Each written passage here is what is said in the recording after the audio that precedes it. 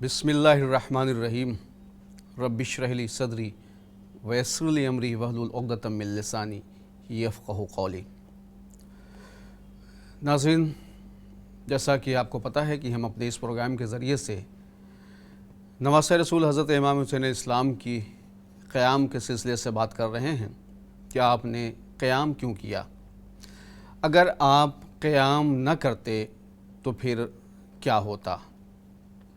हमने पिछले एपिसोड्स में बहुत सारी बातें की, लेकिन आज जो हमें बात करनी है वो ये है कि लोग कहते हैं कि जब रसूलुल्लाह के नवासे हज़रत इमाम हसन अलैहिस्सलाम के ज़माने में हालात कुछ ऐसे हो गए थे कि आपने हाकिम शाम से सुलह कर ली थी, और जब इमाम हसन अलैहिस्सलाम ने सुलह कर ली तो फिर इमाम हुसैन अलैहिस्सलाम को भी करबला में सुलह कर लेनी चाहिए थी।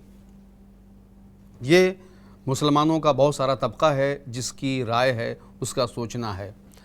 हालांकि ये राय सरासर गलत है, क्योंकि रसूलुल्लाह सल्लल्लाहु अलैहि वसल्लम के नवासे इमाम हसन अलैहिस्सलाम के ज़माने में जो इख्तलाफ हुआ हाकिम शाम से, उसकी कैफियत, उसके हालात कुछ अलग थे।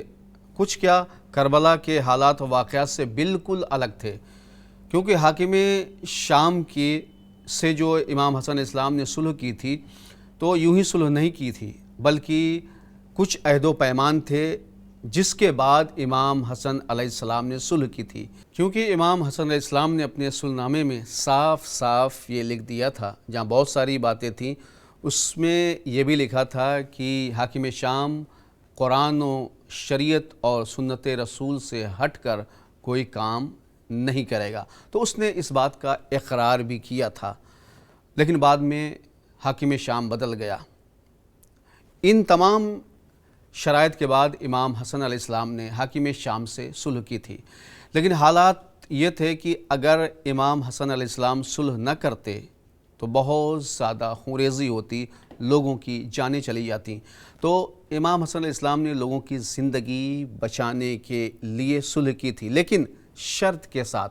दूसरी बात यह है कि अगर लोगों की जानें चली जाती लेकिन दीन व शरीयत में तब्दीली न होती, हालांकि आगाज़ हो चुका था लेकिन अभी खुल्लम खुल्ला शरीयत की मुखालफत नहीं हो रही थी, इसीलिए इमाम हसन ने सुलह कर ली।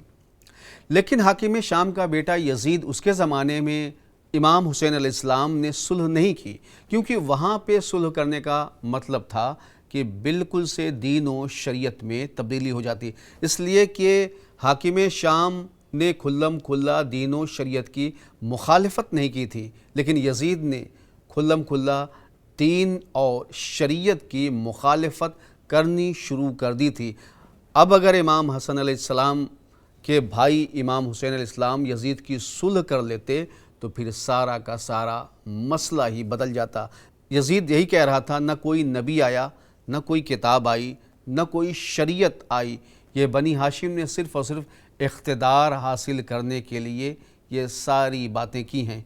तो अब दो बातें हैं, इमाम हसन अलैहिस्सलाम के ज़माने में ऐसा नहीं था, खुल्लम खुल्ला बादशाह दीन और शरीयत की मुखालफत नहीं कर रहा था, इसलिए इमाम ने यानी इमाम हसन ने सुलह कर ली।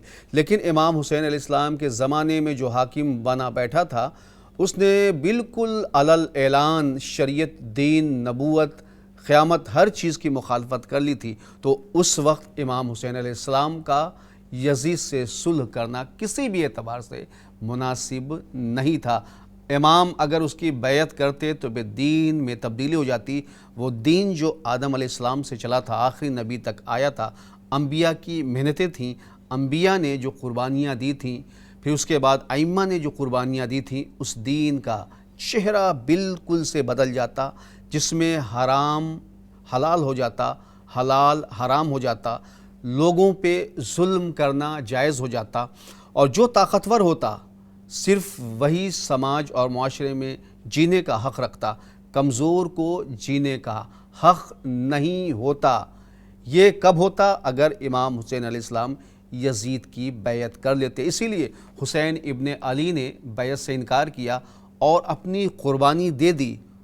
اپنی قربانی دے کے حسین ابن علی نے دین، شریعت، انسانیت اور لا الہ الا اللہ محمد الرسول اللہ کو ہمیشہ ہمیشہ کے لیے بچا لیا۔ وَلِلَّهِ الْحَمْدُ وَالشُّكْرُ اولاً و آخراً۔ خدا حافظ۔